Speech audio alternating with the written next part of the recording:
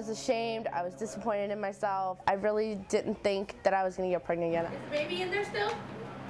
No, she's right here. First, I was thinking about, just outright giving the baby up for adoption. And then my mom was like, if you do that, you're never going to be able to forgive yourself if you keep two and just give one away. A couple months down the road, I found out about Safe Families through a church. They will take your child for 3 to 6 months, different families from different churches, and they'll basically keep your child and support it financially and take care of it while you get back on your feet, get a job, find an apartment. One question that sticks out in my mind is she asked me, now after the baby comes back to me, are you going to want anything to do with us? And my husband and I, that was one thing that we had just prayed about and wanted so much, was after the baby was reunited with their mom, we still wanted to be part of their lives. I've never met anyone like that, like Jessica. I really haven't. The only person I could compare her to was my mom.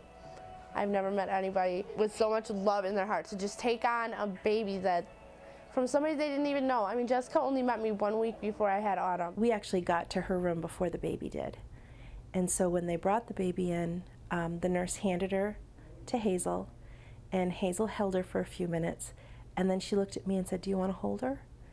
And my initial reaction was, this is your time with the baby. I don't need to hold her. I was fine when I left the hospital. I was actually excited for, Jessica to see her and be able to hold her and take her home and everything. And then, when we got back here and, I was holding her and everything, I was like, okay, I'm not going to cry. I'm not going to break down. I'll be fine. And then the minute I put her in her car seat and I watched her leave, that was really hard.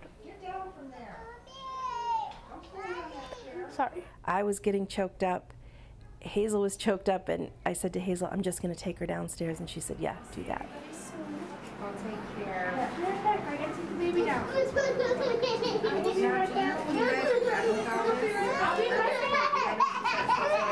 So Hazel and I both walked down the stairs, put her in my car. Hazel gave her a kiss, and I turned and gave her a big hug, and I told her just to call any time, that we were right up the street. I knew that she had to go, and I knew that was what was best.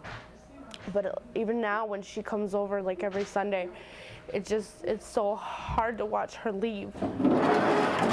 It was such a dichotomy, leaving this one family crying about this baby and going to my home and having everyone being so excited about the baby.